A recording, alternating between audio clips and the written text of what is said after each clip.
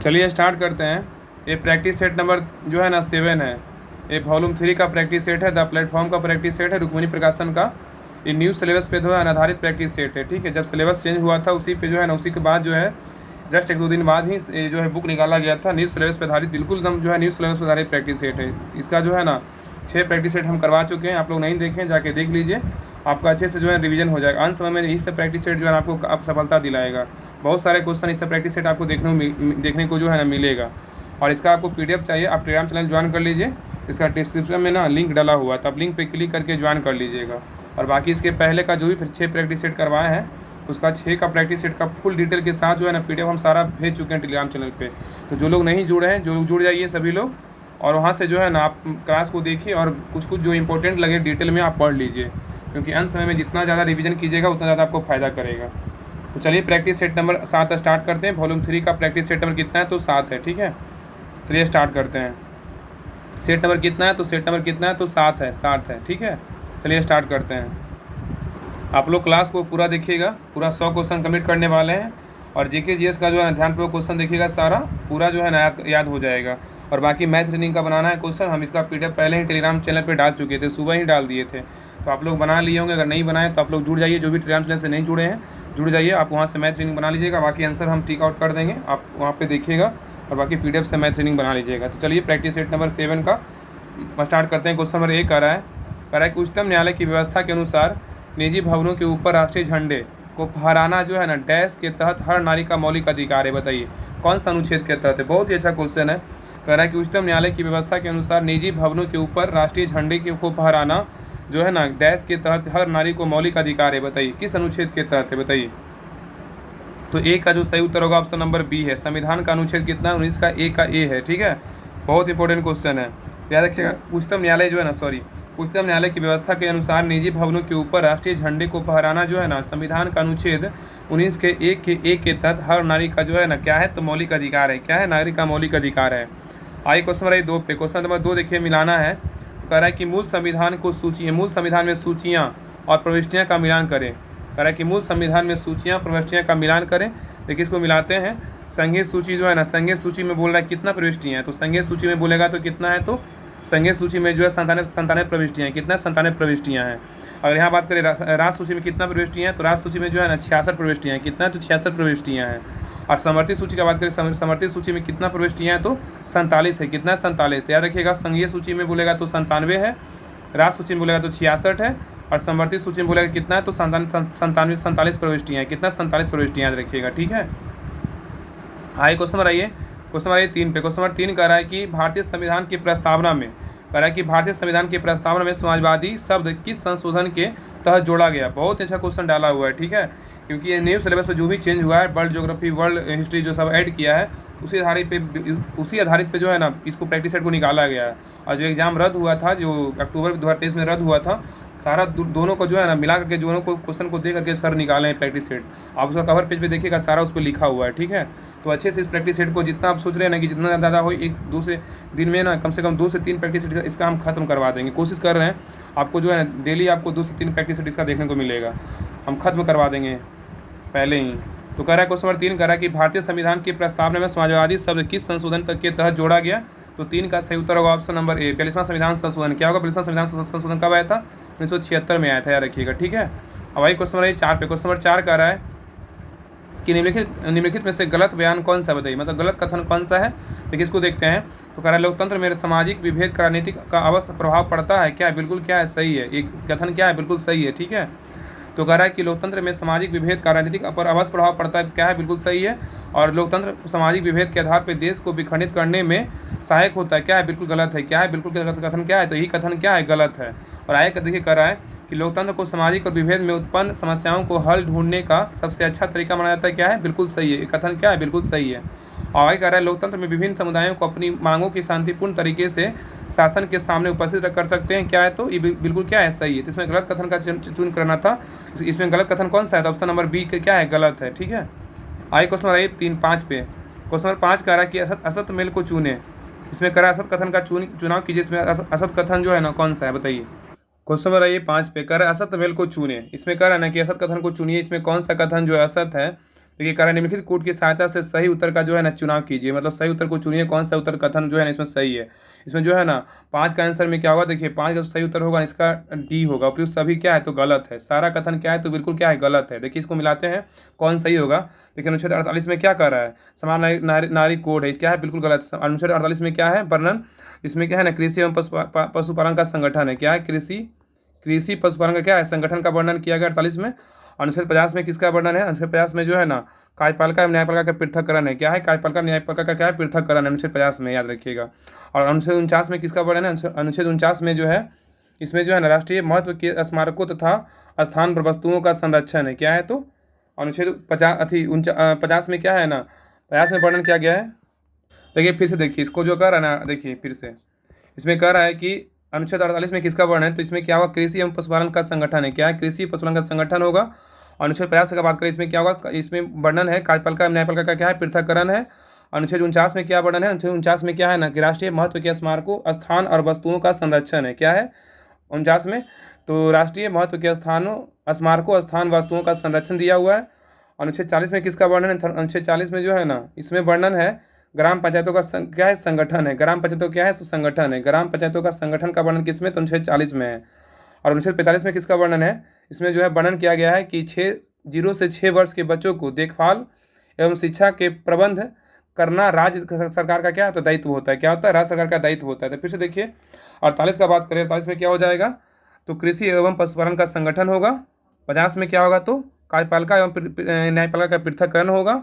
और 49 में क्या होगा, अनुच्छेद 49 में क्या है तो इसमें है राष्ट्रीय महत्व के स्मारकों स्थानों व वस्तुओं का क्या है तो संरक्षण का वर्णन है, ठीक है। अनुच्छेद 40 में क्या वर्णन है तो सबको पता है कि इसमें क्या है तो ग्राम पंचायतों का संगठन का वर्णन है। अनुच्छेद 45 में बात करें, अनुच्छेद 45 में क्या है तो इसमें है जो 0 से 6 मतलब 0 से 6 वर्ष के बच्चों को देखभाल एवं शिक्षा का क्या है प्रावधान जो है राज्य सरकार का दायित्व होगा, किसमें है तो अनुच्छेद 45 में वर्णन किया गया है, याद रखिएगा। इसमें सारा कथन क्या है बिल्कुल गलत है, सारा कथन क्या था बिल्कुल गलत था, याद रखिएगा। आइए क्वेश्चन नंबर आइए 6 पर। क्वेश्चन नंबर 6 कह रहा है कि निम्नलिखित बैंकों में से कह रहा है निम्नलिखित भारतीय बैंकों में से कौन सा एक राष्ट्रीयकृत बैंक नहीं है, बताइए। कह रहा है कि निम्नलिखित भारतीय बैंकों में से कौन सा जो है एक राष्ट्रीयकृत बैंक नहीं है, बताइए कौन सा जो है ना एक राष्ट्रीयकृत बैंक नहीं है। तो 6 का जो सही उत्तर होगा ऑप्शन नंबर क्या है डी, इनमें से कोई नहीं, क्या इनमें से कोई नहीं जो है राष्ट्रीयकृत बैंक मतलब जो है ना मतलब नहीं है, इसमें कोई नहीं है। तो कॉर्पोरेशन बैंक जो है तो याद रखिएगा ना कि इसमें कह रहा है कि निम्नलिखित राष्ट्रीय बैंकों में से कौन एक राष्ट्रीयकृत बैंक नहीं, इसमें से क्या है कोई नहीं, मतलब जो है ना सारा बैंक जो है राष्ट्रीयकृत बैंक है, याद रखिएगा, ठीक है राष्ट्रीयकृत बैंक है। कॉर्पोरेशन बैंक भी है, देना बैंक भी है, विजया बैंक, इसमें नहीं बोला था ना इसमें कोई नहीं है, मतलब है सारा राष्ट्रीयकृत बैंक है, कॉर्पोरेशन बैंक भी है, देना बैंक भी है, विजया बैंक भी, याद रखिएगा। आइए क्वेश्चन नंबर आइए 7 पे। क्वेश्चन नंबर 7 कह रहा है कि पर्यावरण कह रहा है कि पर्यावरणीय कुजनेट्स वक्र पर्यावरणीय क्षति एवं प्रति व्यक्ति जीडीपी के मध्य संबंध दर्शाता है। इस पर्यावरण कुजनेट्स का वक्र आकार किस प्रकार का होता है, बताइए। कह रहा है कि पर्यावरणीय कुजनेट्स वक्र पर्यावरणीय क्षति एवं प्रति व्यक्ति जीडीपी के मध्य संबंध दर्शाता है। इस पर्यावरणीय कुजनेट्स वक्र का आकार किस प्रकार होता है, बताइए क्या होगा, किस आकार का होता है। तो 7 का सही उत्तर होगा ऑप्शन नंबर ए, उल्टा यू आकार का होता है, क्या होता है उल्टा यू आकार का होता है। आइए क्वेश्चन नंबर 8 पे कह रहा है बुल्स एंड बियर्स का संबंध किससे है, बताइए। बुल्स एंड बियर का संबंध किससे है, तो 8 का सही उत्तर होगा option number b, stock exchange से। किससे, स्टॉक एक्सचेंज से, याद रखिएगा। क्वेश्चन नंबर 9 पे कह रहा है कि राष्ट्रीय आय क्या है, बताइए। कह रहा है राष्ट्रीय आय क्या है, बताइए क्या होगा राष्ट्रीय आय। तो 9 का सही उत्तर होगा ऑप्शन नंबर बी, उत्पादन लागत पर निवल राष्ट्रीय उत्पाद है, क्या है तो उत्पादन लागत पर निवल राष्ट्रीय उत्पाद क्या है तो राष्ट्रीय आय है, याद रखिएगा। आइए क्वेश्चन नंबर 10 पे करें 1917 की पहली रूसी क्रांति को किस नाम से जानते हैं, बताइए। 1917 की पहली रूसी क्रांति को किस नाम से जानते हैं, तो 10 का सही उत्तर होगा ऑप्शन नंबर ए, फरवरी की क्रांति। क्या होगा, फरवरी की क्रांति। आइए क्वेश्चन नंबर 11 पे कह रहा है कि गांधी जी द्वारा प्रकाशित प्रथम समाचार पत्र कौन था, बताइए। गांधी जी द्वारा प्रकाशित प्रथम समाचार पत्र कौन सा था, तो 11 का सही उत्तर होगा option number A, Indian opinion था। कौन था, इंडियन ओपिनियन। आइए क्वेश्चन नंबर 12 पे कह रहा है कि बराबर पहाड़ियों की गुफाओं के विषय में निम्न में से कौन सा कथन जो है ना सही नहीं है, बताइए। कह रहा है कि बराबर की गुफाओं के विषय में निम्न में से कौन सा कथन सही नहीं है, देखिए इसको देखते हैं।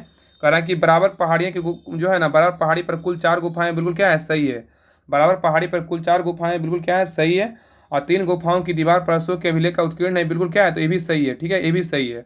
और ये अभिलेख इन गुफाओं को आजीविकाओं को समर्पित होने का उल्लेख करता है, क्या ये भी क्या है तो सही है। तो बराबर पहाड़ी है कि गुफा जो है ये अभिलेख इन गुफाओं को आजीविकाओं को समर्पित होने का उल्लेख करता है, बिल्कुल सही है। और ये अभिलेख ईसा जो है ना ईसा पूर्व 6वीं शताब्दी के हैं, बिल्कुल क्या है, ये गलत है। इसका जो 12 का सही उत्तर होगा ऑप्शन नंबर डी क्या है, तो गलत है, 12 का डी होगा, ठीक है। इसमें क्या है, तो डी गलत यहाँ पे होगा। ये अभिलेख जो ईसा पूर्व 6ठी नहीं होगा, यहाँ पे क्या होगा, तो 6ठी की जगह पे यहाँ होगा ना तीसरी होगा, क्या होगा, तीसरी हो, याद रखिएगा। यहाँ पे होगा 3री शताब्दी के संबंधित है, क्या होगा, तीसरी शताब्दी से संबंधित है, तब क्या होगा, बिल्कुल सही होगा, ठीक है। तो याद रखिएगा बराबर पहाड़ी की गुफाओं के विषय में कौन सा कथन सही नहीं, तो डी गलत है, यहाँ पे 6ठी की जगह क्या होगा, तीसरी होगा, तब सही होगा। और बराबर पहाड़ी के प्रकुल 4 गुफाएं हैं, बिल्कुल सही है। और 3 गुफाओं की दीवार पर अशोक के अभिलेख उत्कीर्ण है, बिल्कुल सही है। और ये अभिलेख इन गुफाओं को आजीविकाओं को समर्पित होने का उल्लेख करता है, क्या है, बिल्कुल सही है। आगे क्वेश्चन रही 13 पे, करा भूदान आंदोलन। करा भूदान आंदोलन किसने जो है प्रारंभ 18 अप्रैल 1951 को किया था, बताइए। करा भूदान आंदोलन जो है किसने 18 अप्रैल 1951 को प्रारंभ किया था, तो 13 का जो सही उत्तर होगा ऑप्शन नंबर सी, विनोबा भावे ने किया था। कब किया था, विनोबा भावे ने किया था। और कब किया था, ये किए थे 18 अप्रैल 1951 को किए थे, याद रखिएगा। आगे क्वेश्चन रहिए, देखिए यहाँ पे कह रहा है, यहाँ देखिए रीजनिंग क्वेश्चन है, इसको ठीक कर दे रहे हैं, अब आप लोग बना लीजिएगा, ठीक है। तो यहाँ से रीजनिंग क्वेश्चन है, 14 का सही उत्तर होगा ऑप्शन नंबर बी होगा, 14 क्या होगा, ऑप्शन नंबर बी होगा। अब आइए क्वेश्चन रहिए 15 पे। आगे देखिए 15 भी क्या है, रीजनिंग क्वेश्चन है, ठीक है। तो 15 का सही उत्तर क्या होगा, तो 15 का राइट आंसर होगा, 15 का राइट आंसर होगा ऑप्शन नंबर ए होगा, क्या होगा, 15 का right answer option number A होगा। अब आइए क्वेश्चन नंबर 16 पे, ये भी देखिए रीजनिंग क्वेश्चन है, तो 16 का जो सही उत्तर होगा ऑप्शन नंबर बी होगा, क्या होगा, 16 का बी होगा। अब यहाँ देखिए इंग्लिश का क्वेश्चन है, इसको देखिए देखते हैं। कह रहा है select the most appropriate antonyms of the given word. यहाँ पे दिया हुआ select the most appropriate antonyms of the given word, दिया हुआ है रिवेलियन। रिवेलियन का क्या होगा, तो रिवेलियन का होगा 17 का सही उत्तर क्या होगा, 17 का। इसका राइट आंसर होगा ऑप्शन नंबर सी होगा, लॉयल्टी होगा, क्या होगा, लॉयल्टी। रेबलियन का क्या होगा, लॉयल्टी होगा, क्या होगा, लॉयल्टी होगा, याद रखिएगा। आइए क्वेश्चन नंबर 18 पे, करा select the most appropriate meaning of the given item. All I से क्या होगा, बताइए। इसमें आइटम दिया हुआ है कि ऑल आई से क्या होगा, बताइए। तो 18 का जो सही उत्तर होगा ऑप्शन नंबर ए होगा, वाचिंग क्या होगा, एगर्ली, क्या होगा, वाचिंग एगर्ली होगा, ठीक है, याद रखिएगा। आइए क्वेश्चन नंबर 19 पे कह रहा है कि select the most appropriate synonyms of the given word. यहाँ पे कन्फ्यूजन का क्या होगा, कन्फ्यूजन का बात करें तो क्या होगा कन्फ्यूजन का, तो 19 का सही उत्तर होगा ऑप्शन नंबर डी होगा, क्या होगा, क्या है, कॉमनसन, क्या है, कॉमनसन, याद रखिएगा। तो कह रहा है कि select the most appropriate synonyms of the given word, confusion का कॉमनसन होगा, याद रखिए।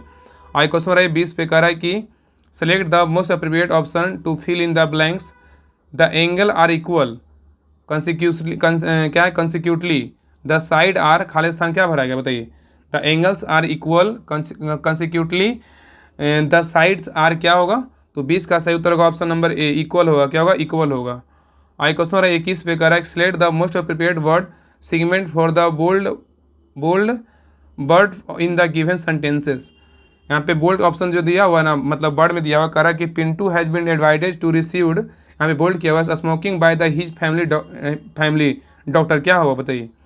कह रहा है Pintu has been advise to reduce smoking by his family doctor. तो 21 का जो सही उत्तर होगा ऑप्शन नंबर क्या होगा, 21 का राइट आंसर होगा ऑप्शन नंबर डी होगा, कट डाउन, क्या होगा, कट डाउन होगा।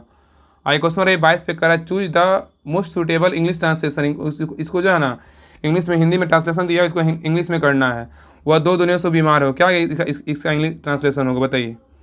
अगर वह 2 दिनों से बीमार है, क्या होगा इंग्लिश ट्रांसलेशन, तो 22 का जो सही उत्तर होगा ऑप्शन नंबर बी होगा, क्या होगा, he has been sick for 2 days, क्या है, वह 2 दिनों से बीमार है, ही हैज़ बीन क्या है, सिक फॉर 2 डेज होगा, क्या होगा, he has been sick for 2 days, ठीक है।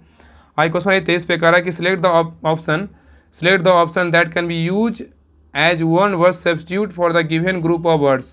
कह रहा है select the option that can be used as one word substitute for the given group of words. तो 23 का सही उत्तर क्या होगा, 23 का राइट आंसर यहाँ पे दिया हुआ है, देखिए बर्थ दिया हुआ है, a piece of living tissue और प्लांट दैट इज ट्रांसप्लांट, जो है ना सर्जिकली के क्या होगा, सर्जिकली का बोलेगा तो जो है, तो 23 का जो सही उत्तर होगा ऑप्शन नंबर बी होगा, क्या होगा, ग्राफ्ट होगा, क्या होगा, ग्राफ्ट होगा।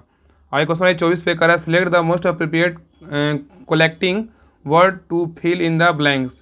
कर रहा है select the most appropriate collecting word to fill in the blanks. यहाँ पे दिया राम बाज प्रेसाइड फॉर हिज, जो है ना खालिस्तान लीडरशिप, राम बाज preside for his Khalistan leadership. तो 24 का सही उत्तर क्या होगा, ऑप्शन नंबर सी होगा, क्या होगा, विजनरी, क्या होगा, विजनरी होगा। आइए क्वेश्चन में यहाँ से जीके क्वेश्चन दिया हुआ है, कर अनुच्छेद जो है ना, यहाँ थोड़ा ना धुंधला स्कैन किया हुआ है, थोड़ा सा कंजस्ट कर लीजिए, ठीक है ना, बाकी आगे से नहीं होगा। देखिए यहाँ दिया हुआ अनुच्छेद के निम्नलिखित में से वाक्यों में सही क्रम लगाएं। कर अनुच्छेद के निम्नलिखित वाक्यों में से सही क्रम लगाएं। इसमें दिया हुआ है ना कि इसमें कह रहा है कौन सा जो है 25 का आंसर क्या होगा, बोल रहा है अनुच्छेद के निम्नलिखित वाक्यों को सही क्रम में लगाने बोल रहा है। तो 25 का जो सही उत्तर होगा ऑप्शन नंबर बी होगा। क्या होगा, बी होगा। यहाँ पे डी बी सी ए होगा। पहले होगा दामोह का इतिहास बहुत प्राचीन है। क्या है, यहाँ पे पढ़ के जो है ना इसको कथन पहले करना है, कौन सा कथन पहले होगा। तो दामोह का इतिहास जो है बहुत प्राचीन है, पहले होगा। उसके बाद क्या है, बी नंबर। तो सिंग्रामपुर में मिले पुरानी काल में पाषाण हथियार की इस बात का साच है कि वो यह स्थान करोड़ों वर्ष पहले से मानव सभ्यता का पालन कर रहा है। क्या होगा, तो डी के बाद बी होगा। उसके बाद क्या होगा, तो सी होगा। फिर क्या है, 5वीं शताब्दी में यह पाटलिपुत्र के भव्य एवं शक्तिशाली गुप्त साम्राज्य का हिस्सा था। क्या है, बिल्कुल क्या है, ए बी पहले ए होगा, बी के बाद क्या होगा, बिल्कुल सी होगा, तब सही होगा। और आगे लास्ट में क्या होगा, इसका ए होगा। इसका सबूत जिले के विभिन्न स्थानों पर पाए जाने वाले शिलालेख, सिक्के के, दुर्गा मंदिर व अन्य वस्तुओं जिसका संबंध जो है समुद्रगुप्त, चंद्रगुप्त और स्कंदगुप्त के शासनकाल से है, ये होगा। तो इसका जो राइट आंसर होगा डी बी सी है। कितना हार्ड क्वेश्चन था, इसको पढ़ के जो है ना बस सजाना था। ठीक है, आगे क्वेश्चन आइए। क्वेश्चन कितना है, तो मिटाया हुआ है, कितना था ये, 26 नंबर क्वेश्चन पे आइए। ये जो है क्वेश्चन नंबर 26 है, देखिए स्कैन गलती से हो गया। देखिए कह रहा है सूरदास और नंददास की काव्यों की रचनाओं का भाषा कौन सी है, बताइए। कह रहा है कि सूरदास और नंददास की काव्य रचनाओं की भाषा कौन सी है, बताइए।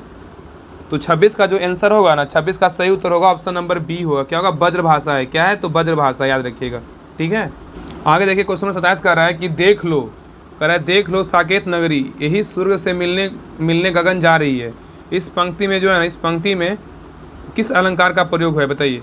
कह रहा है देख लो साकेत नगरी है यही स्वर्ग से मिलने जो है ना गगन जा रही है। इस पंक्ति में किस अलंकार का जो है ना प्रयोग किया गया, बताइए। तो 27 का जो सही उत्तर होगा क्या होगा, बताइए। ऑप्शन नंबर बी होगा, अतिशयोक्ति। क्या होगा, अतिशयोक्ति होगा। आगे देखिए कह रहा है कि शुद्ध वाक्य का चयन कीजिए। एक क्वेश्चन तो ये भी पक्का आएगा हिंदी में, इसको कंफर्म कर लीजिए, एक क्वेश्चन ये पक्का आएगा। तो कह रहा है कि शुद्ध वाक्य का चयन कीजिए। इसमें शुद्ध वाक्य कौन सा, इसको पढ़िए और सोचिए कि कौन सा वाक्य जो है ना शुद्ध तरीके से लिखा होगा, बताइए कौन सा होगा। तो 28 का जो सही उत्तर होगा ऑप्शन नंबर बी होगा, मैं सारी रात जागता रहा। क्या होगा, मैं सारी रात जागता रहा। ये बिल्कुल क्या है, तो सही अर्थ लिखा हुआ है। आगे क्वेश्चन 29 पे कह रहा है शुद्ध वर्तनी का चयन कीजिए। इसमें जो है ना कौन सा जो है वर्ड जो है उस शुद्ध रूप से लिखा हुआ है। ये भी क्वेश्चन जो है 90% आ सकता है, ये भी क्वेश्चन आएगा हिंदी का। तो 29 का जो सही उत्तर होगा ऑप्शन नंबर क्या है, तो बी है, मृत्युंजय है जो है ना, ये क्या है। तो 29 का जो सही उत्तर क्या होगा, तो 29 का जो आंसर ना सी होगा, मृत्युंजय है ना, सॉरी यहाँ पे कह रहा है 29 का जो शुद्ध वर्तनी बोल रहा है ना, शुद्ध का ऑप्शन नंबर सी होगा, मृत्युंजय होगा। क्या होगा, मृत्युंजय जो वर्ड लिखा हुआ ना बिल्कुल सही है। आप लोगों को सबको पता होगा मृत्युंजय जो है ये तो ऐसे छट जाएगा, ये भी ऐसे छट जाएगा, बस इसमें थोड़ा सा कन्फ्यूजन है, इसमें कन्फ्यूजन है। इसका राइट आंसर क्या होगा, ऑप्शन नंबर सी होगा, मृत्युंजय वर्ड सही लिखा हुआ है। ठीक है, आगे क्वेश्चन रहा 30 पे कह रहा है उस्ताद। कह रहा है उस्ताद का प्रवासी शब्द क्या है, बताइए। उस्ताद का जो प्रवासी शब्द क्या होगा, तो 30 का सही उत्तर होगा ऑप्शन नंबर डी, उपयुक्त सभी है। क्या है, निपुण है, गुरु है और प्रवीण है। उस्ताद का प्रवासी क्या होगा, तो निपुण, प्रवीण और गुरु है। आगे क्वेश्चन 31 पे कह रहा है कि दिए गए वाक्य के लिए नीचे दिए गए विकल्पों में से उसके प्रकार को चिन्हित कीजिए। जो करे सो भरे, क्या होगा, बताइए कौन सा वाक्य है, जो करे सो भरे। तो 31 का सही उत्तर क्या होगा, ऑप्शन नंबर सी होगा, मिश्र वाक्य है। क्या है, मिश्र वाक्य है। आगे क्वेश्चन 32 पे कह रहा है रेखांकित वाक्यांश के लिए एक शब्द का चयन कीजिए। कह रहा है कि भारतीयों को बुरी दशा देखकर गांधी जी का मन द्रवित हो गया, बताइए क्या होगा। कह रहा है रेखांकित वाक्य के लिए जो है एक शब्द का चयन करना है, इसको पढ़ना है, वर्ड को बताना है कि एक शब्द में क्या होगा। तो कह रहा है कि भारतीयों की बुरी दशा देखकर गांधी जी का मन क्या होगा, द्रवित हो गया। क्या होगा, तो 32 का जो सही उत्तर होगा ऑप्शन नंबर सी होगा। क्या, दुर्दशा। क्या है, दुर्दशा। आगे क्वेश्चन 33 पे कह रहा है कि एक उत्तल लेंस की में से जब एक उत्तल लेंस से 40 सेंटीमीटर की दूरी पर वस्तु में रखा जाता है तो उस वस्तु का एक आभासी प्रतिबिंब बनता है। लेंस की फोकस दूरी क्या होगी, बताइए। कह रहा है जब एक उत्तल लेंस 40 सेंटीमीटर की दूरी पर वस्तु को रखा जाता है तो उस वस्तु का एक आभासी प्रतिबिंब बनता है। लेंस की फोकस दूरी क्या होगी, तो 33 का सही उत्तर क्या होगा, ऑप्शन नंबर होगा सी होगा, 40 सेंटीमीटर से अधिक बनेगा। ठीक है, आगे क्वेश्चन 34 पे कह रहा है एक वस्तु पृथ्वी की सतह से चंद्रमा की ओर ले जाई जाती है, इसका भार जो है ऐसे किस स्थान पे शून्य हो जाएगा, बताइए। कह रहा एक वस्तु पृथ्वी की सतह से चंद्रमा की ओर ले जाई जाती है, इसका भार ऐसे किस स्थान पे शून्य हो जाएगा। तो 34 का सही उत्तर होगा ऑप्शन नंबर सी, पृथ्वी तथा चंद्रमा के कारण आकर्षण बल बराबर तथा विपरीत होते हैं। क्या होते हैं, पृथ्वी तथा चंद्रमा के कारण आकर्षण बल बराबर तथा क्या होते हैं, विपरीत होते हैं। आगे क्वेश्चन बनाइए 35 पे कह रहा है कि 3 प्रतिरोधक जो है ना 4, 2 और 4 ओमों को श्रृंखलाबद्ध एवं समानांतर क्रम में जोड़ा जाता है तो संयोजन का समतुल्य प्रतिरोध क्या होगा, बताइए। कह रहा है 3 प्रतिरोधक है, 4, 2 एवं 4 ओमों की श्रृंखलाबद्ध एवं समानांतर क्रम में जोड़ा जाता है तो संयोजन का समतुल्य प्रतिरोध क्या होगा। तो 35 का सही उत्तर क्या होगा? 35 का राइट आंसर होगा ऑप्शन नंबर ए, 10 ओम और 1 ओम होगा। क्या होगा? 10 ओम और 1 ओम होगा। नेक्स्ट क्वेश्चन पे आइए। कह रहा है कि विरामावस्था में स्थित एक पिंड एकाएक बहुत से टुकड़ों में बढ़ जाता है, फटने से बने टुकड़ों का संवेग योगफल क्या होगा? बताइए। कह रहा है विरामावस्था में स्थित एक पिंड एकाएक बहुत से टुकड़ों में बढ़ जाता है, फटने से बने टुकड़ों के संवेग का योगफल क्या होगा? तो 36 का सही उत्तर होगा ऑप्शन नंबर ए होगा। क्या होगा? शून्य होगा। क्या होगा? शून्य होगा। नेक्स्ट क्वेश्चन पे कह रहा है एक ट्रांसफार्मर का प्रयोग किया जाता है किस में? बताइए। एक ट्रांसफार्मर का जो प्रयोग करते हैं किस रूप में करते हैं? तो 37 का सही उत्तर क्या होगा? ऑप्शन नंबर बी होगा। क्या होगा? पर्याप्त प्रतिवर्ती धारा को प्राप्त करने में, पर्याप्त प्रतिवर्ती धारा को प्राप्त करने में करते हैं। ठीक है, याद रखिएगा। क्वेश्चन नंबर 38 कह रहा है कि दो प्रोटॉन परस्पर 1 गुना 10⁻10 सेंटीमीटर की दूरी पर है, उन पर क्रियाशील बल क्या है? बताइए। कह रहा है कि दो प्रोटॉन परस्पर 1 गुना 10⁻10 सेंटीमीटर की दूरी पर है, तो उन पर क्रियाशील बल क्या होगा? तो 38 का सही उत्तर होगा ऑप्शन नंबर सी, कूलम बल का तथा गुरुत्वाकर्षण बल होगा। क्या होगा? कूलम बल तथा गुरुत्वाकर्षण बल होगा। इसका right answer option number C है। आगे क्वेश्चन 39 पे कह रहा है कि जब किसी चुंबक को किसी कुंडली के पास ले जाया जाता है तो यह कुंडली एक प्रेरित धारा उत्पन्न करता है। प्रेरित धारा के परिणाम को बढ़ाने के लिए इनमें से किस विधि का उपयोग किया जा सकता है? बताइए क्या होगा? कह रहा है कि जब किसी चुंबक को प्रेरित कुंडली के पास ले जाया जाता है तो यह कुंडली में एक प्रेरित धारा उत्पन्न करता है। प्रेरित धारा के परिणाम को बढ़ाने के लिए इनमें से किस विधि का उपयोग किया जा सकता है? बताइए क्या होगा? तो 39 का सही उत्तर क्या होगा? ऑप्शन नंबर ए होगा। 1 और 2 दोनों का प्रयोग करते हैं। ठीक है, कुंडली में फेरों की संख्या में वृद्धि करने के लिए और चुंबक की गति में वृद्धि करने के लिए। इसका राइट आंसर होगा ऑप्शन नंबर 1 और 2 होगा, 3 का नहीं होगा। ठीक है, कुंडली के तार की प्रतिरोधकता में वृद्धि करने के लिए ये नहीं है। ठीक है, याद रखिएगा। आगे क्वेश्चन नंबर 40 पे कह रहा है कि एक लड़का एक लेंस का उपयोग करके एक दूरस्थ वस्तु का एक स्पष्ट प्रतिबिंब एक पर्दे पर फोकस करता है, तो लेंस और पर्दे के बीच की दूरी लगभग किसके बराबर होगी? कह रहा है कि एक लड़का एक लेंस का उपयोग करके एक दूरस्थ वस्तु का एक स्पष्ट प्रतिबिंब एक पर्दे पर फोकस करता है, लेंस और पर्दे के बीच की दूरी लगभग किसके बराबर होगी? बताइए क्या होगा? तो 40 का सही उत्तर होगा ऑप्शन नंबर बी, एफ के बराबर होगा। क्या होगा? एफ के बराबर होगा। आगे क्वेश्चन 41 पे कह रहा है कि अमोनिया गैस किस प्रकार होती है? बताइए। अमोनिया गैस जो है किस प्रकार होती है? बताइए। तो 41 का सही उत्तर क्या होगा? ऑप्शन नंबर डी, रंगहीन होता है। क्या होता है? रंगहीन होता है। अमोनिया गैस किस प्रकार की होती है? रंगहीन होता है। आगे क्वेश्चन 42 पे कह रहा है गुजरात विजय 1572 ईस्वी में हुआ था। गुजरात विजय जो है 1572 ईस्वी में की यादगार में अकबर ने निम्नलिखित में से किसका निर्माण करवाया था? बताइए। कह रहा है गुजरात विजय के उपलक्ष्य में जो 1572 ईस्वी में की यादगार में अकबर ने निम्नलिखित में से किसका निर्माण करवाया था? तो 42 का सही उत्तर क्या होगा? बताइए। तो 42 का सही उत्तर होगा ऑप्शन नंबर क्या होगा? तो 42 का right answer option number B होगा। क्या होगा? ऑप्शन नंबर बी होगा, बुलंद दरवाजा। किसका निर्माण कराया था? बुलंद दरवाजा का निर्माण करवाया था, अकबर करवाया था गुजरात विजय के उपलक्ष्य में। आगे क्वेश्चन नंबर 43 पे करा विंसेंट स्मिथ ने भारत का नेपोलियन किसे कहा था? बताइए। विंसेंट स्मिथ ने भारत का नेपोलियन किसे कहा था? तो 43 का राइट आंसर क्या होगा? ऑप्शन नंबर डी, समुद्रगुप्त को क्या कहते हैं? भारत का नेपोलियन कहा जाता है। और पूछेगा कि भारत का नेपोलियन समुद्रगुप्त को किसने कहा था? विंसेंट स्मिथ ने कहा था। किसने कहा था? विंसेंट स्मिथ ने कहा था। और ईरान का नेपोलियन बोलेगा तो किसको बोलते हैं? ईरान का नेपोलियन बोलेगा तो नादिर शाह को। किसको बोलते हैं? नादिर शाह को ईरान का नेपोलियन कहा जाता है। नादिर शाह को ईरान का जो है नेपोलियन कहा जाता है। ठीक है, याद रखिएगा। और भारत का नेपोलियन बोलेगा तो समुद्रगुप्त को बोलते हैं। किसने कहा था? विंसेंट स्मिथ ने कहा था। आगे क्वेश्चन 44 पे कह रहा है कि PRRP का संबंध किस क्षेत्र से? बताइए। PRRP का संबंध किस क्षेत्र से है? तो 44 का आंसर क्या होगा? 44 का राइट आंसर होगा ऑप्शन नंबर डी होगा। क्या होगा? डी होगा। इसका right answer option number D है, आपदा प्रबंधन है। क्या? आपदा प्रबंधन, याद रखिएगा। तो RR का मतलब जो होता है ना, आर मतलब क्या होता है? प्रिपेयर्डनेस होता है, एक रिस्पॉन्स होता है, एक मतलब रिलीफ होता है। ठीक है, एक रिकवरी होता है। ठीक है, तो ये मतलब RRRP का अर्थ क्या होता है? Preparedness, response and relief, recovery and rehabilitation and prevention होता है। ठीक है, याद रखिएगा। आगे क्वेश्चन 45 पे कह रहा है कि सुभाष चंद्र बोस ने निकोबार द्वीप को क्या नाम दिया था? बताइए। सुभाष चंद्र बोस ने निकोबार द्वीप को क्या नाम दिया था? तो 45 का सही उत्तर क्या होगा? ऑप्शन नंबर बी होगा, स्वराज द्वीप। क्या है? स्वराज द्वीप। याद रखिएगा कि सुभाष चंद्र बोस ने निकोबार द्वीप का नाम जो है स्वराज द्वीप दिया था, और सुभाष चंद्र बोस ने अंडमान द्वीप का नाम जो है शहीद द्वीप किया था। किसका किया था? अंडमान का क्या किया? शहीद द्वीप किया था। ठीक है, याद रखिएगा। आगे क्वेश्चन 46 पे कह रहा है कि भारतीय वन अधिनियम पारित हुआ था, कब पारित हुआ था? बताइए। भारतीय वन अधिनियम जो है कब पारित हुआ था? तो 46 का सही उत्तर क्या होगा? ऑप्शन नंबर बी, 1865 में। क्या कब हुआ? 1865 में हुआ था। तो भारतीय वन अधिनियम 1865 में पारित हुआ था। अब भारत में 24% से अधिक वन क्षेत्रफल वर्तमान में जो है ना है, और इसका कितना परसेंट है, 24.62% है। तो वर्तमान में 24% से अधिक वन क्षेत्रफल वर्तमान में है। और यह वन नीति जो है ना 1894 ईस्वी में बनाया गया था। वन नीति बोलेगा तो कब बनाया गया था, तो 1894 बनाया गया था। अब भारत में सबसे अधिक वन क्षेत्रफल बोलेगा तो कहाँ है, तो मध्य प्रदेश में है। भारत में सबसे अधिक वन क्षेत्रफल बोलेगा तो कहाँ है, मध्य प्रदेश में है। अब पर्यावरण के लिए राष्ट्रीय वन नीति 1952 और 1988 के अनुसार कुल भौगोलिक क्षेत्रफल बोलेगा 30% वन क्षेत्र होना चाहिए। ठीक है। आगे क्वेश्चन रही 47 पे, कह रहा है न्यायिक पुनर्विलोकन। कह रहा है कि न्यायिक पुनर्विलोकन की व्यवस्था क्या है, बताइए। तो 47 का सही उत्तर होगा option number C, Bharat USA में है। क्या है, न्यायिक पुनर्विलोकन की व्यवस्था कहाँ है, तो भारत यूएसए में है। ठीक है, याद रखिएगा। आगे क्वेश्चन नंबर 48 पे, कह रहा है निम्नलिखित में से किसने नौकरशाही महाद्वीपीय उपद्रव बताया था, बताइए।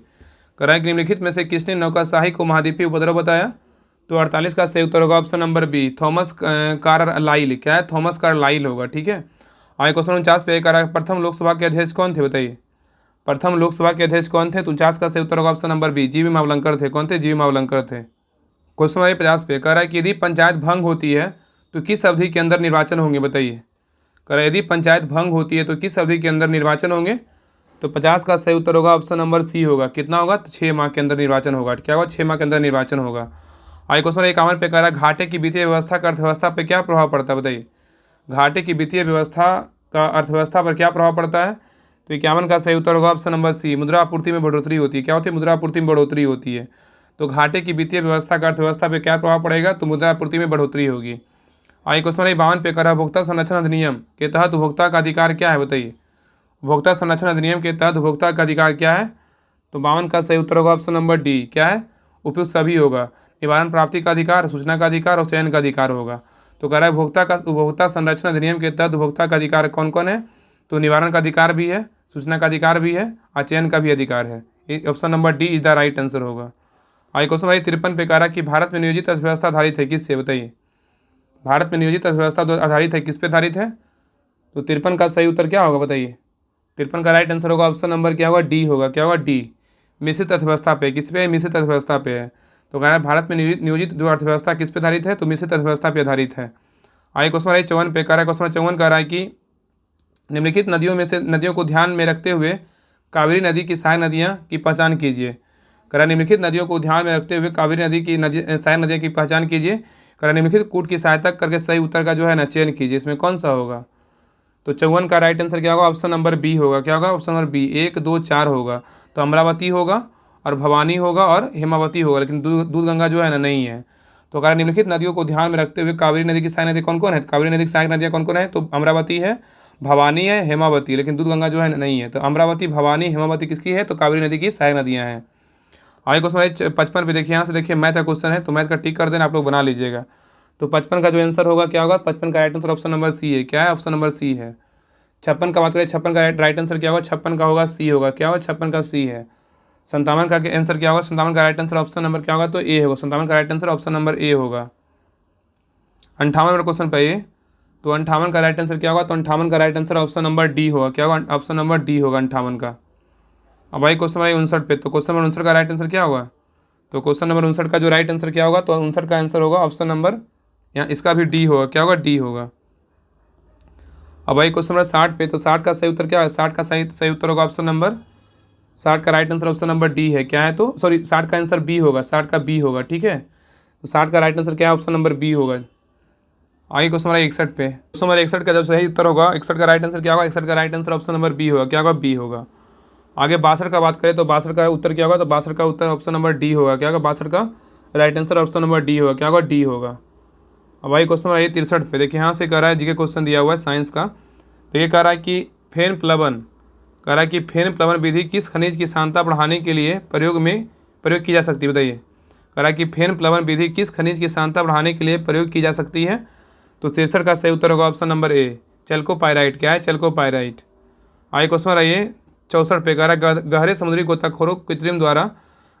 गोताखोरों द्वारा कृत्रिम शोषण के लिए प्रयुक्त किया जाने वाला मिश्रण क्या है, बताइए। गहरे समुद्री गोताखोरों द्वारा कृत्रिम शोषण के लिए प्रयुक्त किया जाने वाला मिश्रण क्या है, तो 64 का सही उत्तर होगा ऑप्शन नंबर बी, He+O2 होगा। क्या होगा, He+O2। तो याद रखिएगा ना कि गहरे समुद्री गोताखोरों द्वारा कृत्रिम शोषण के लिए जो है ना प्रयोग किया जाने वाला मिश्रण क्या है, तो He+O2 मतलब हीलियम और O2 है, ठीक है। उच्च दाब पर हीलियम रक्त में कम घुलता है तथा O2 को जो है ना ज़्यादा घुलता है, ठीक है, याद रखिएगा। आइए क्वेश्चन नंबर आइए 65 पे कर अक्रिय गैसों की परमाणुता, अक्रिय गैसों की परमाणुता क्या होगी बताइए। अक्रिय गैसों की परमाणुता क्या होगी, तो 65 का सही उत्तर क्या होगा, ऑप्शन नंबर 1 क्या होगा, ए होगा, 1 होगा, ठीक है, 1 होगा। अक्रिय गैसों की परमाणुता जो क्या होगी, तो 1 होगा, क्या होगा, 1 होगा। आइए क्वेश्चन नंबर 66 पे कर आवर्त सारणी, आवर्त सारणी में है ना 2 का एक के तत्व को क्या कहलाते हैं बताइए।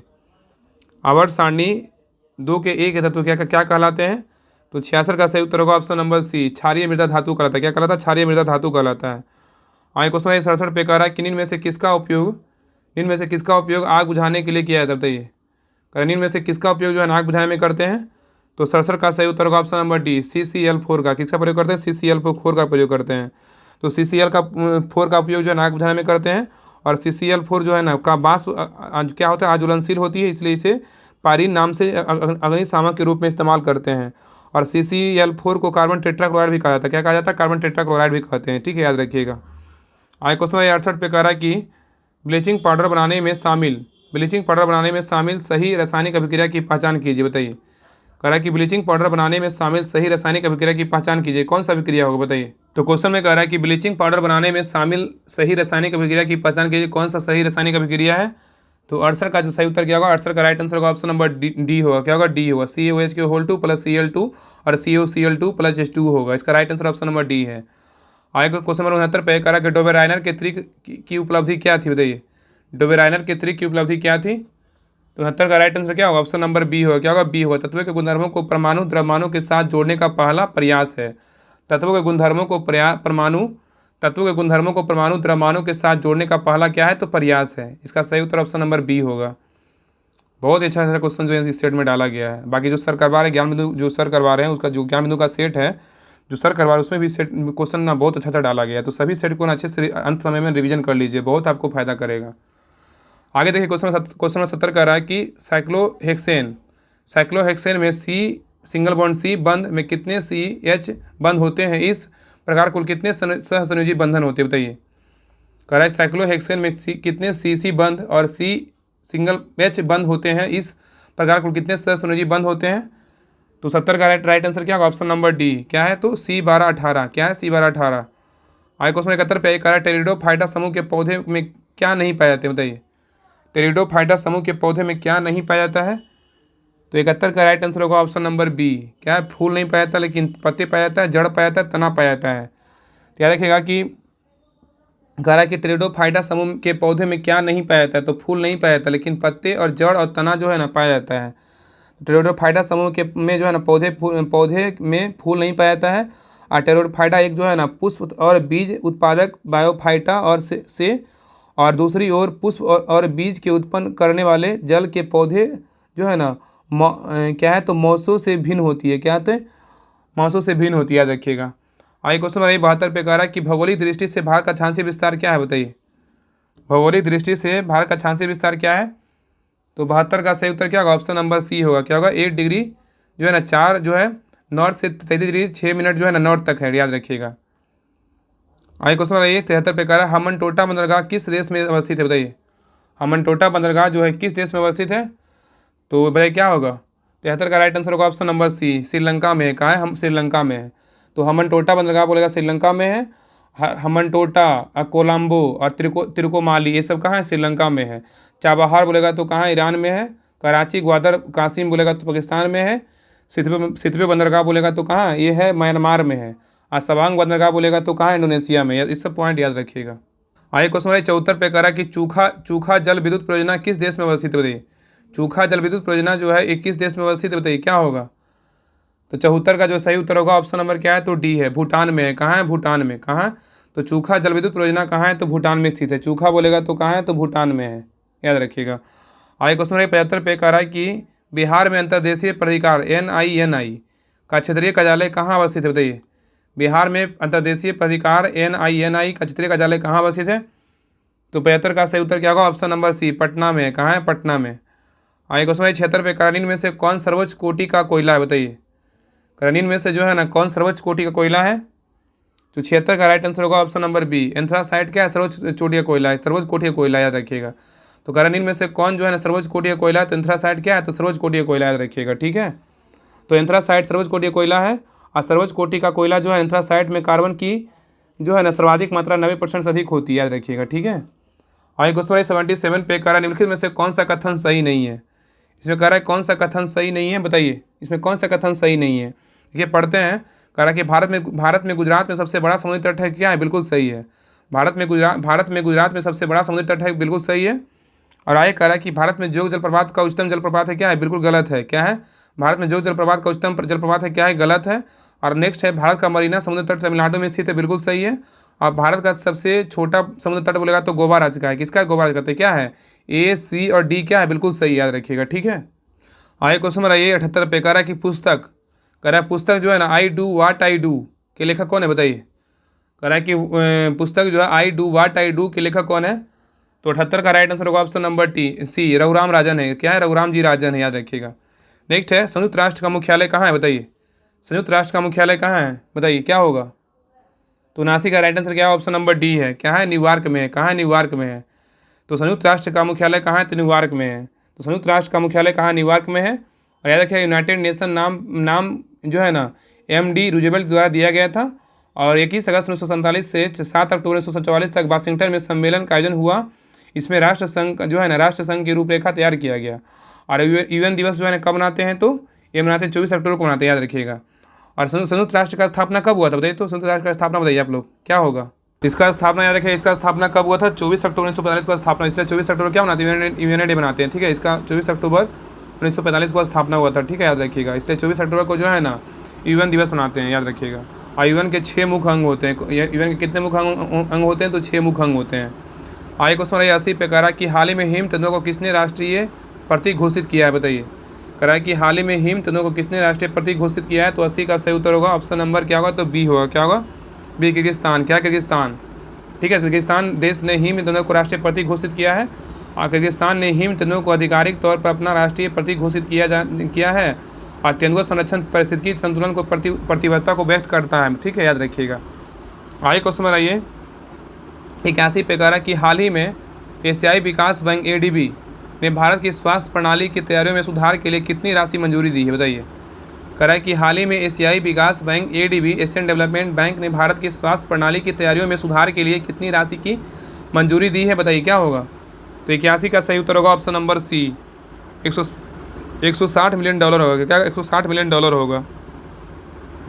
आगे क्वेश्चन नंबर 82 पे कह रहा है कि फरवरी 2024 में राष्ट्रपति द्रौपदी मुर्मू द्वारा भारत के नए लोकपाल के रूप में किसे नियुक्त किया गया, बताइए। कह रहा है कि फरवरी 2024 में राष्ट्रपति द्रौपदी मुर्मू द्वारा भारत के नए लोकपाल के रूप में किसे नियुक्त किया गया।